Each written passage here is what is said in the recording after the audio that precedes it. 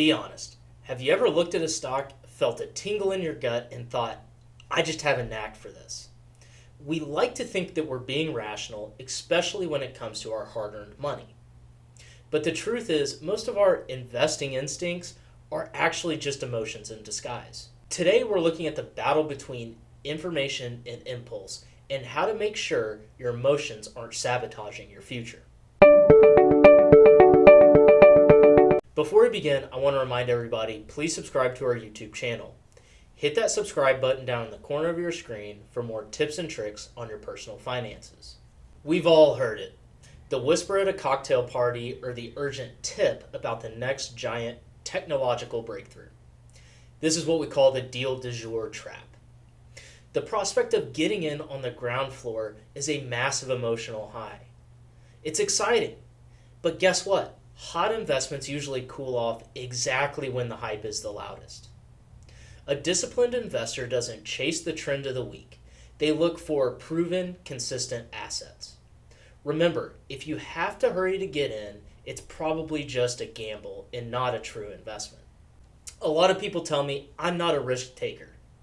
But being a strategic investor isn't about avoiding risk, it's about properly pricing it.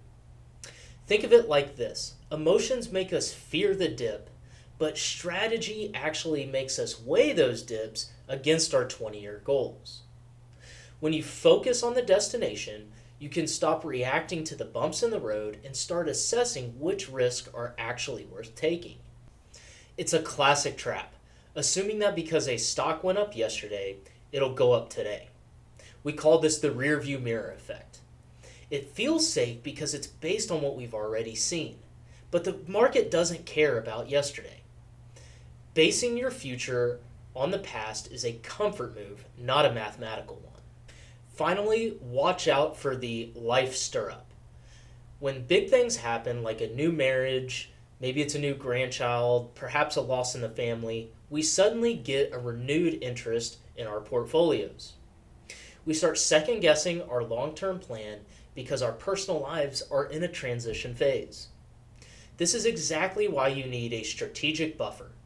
A professional can help you separate these major life milestones from your investment strategy, ensuring a short-term whim doesn't derail years of growth. If you're ready to take the emotion out of the equation and build a plan that's best suited for the long haul, don't hesitate to reach out to us today. Let's get your strategy back on track. Thanks for watching, and don't forget to like and subscribe for more tips on smart wealth management.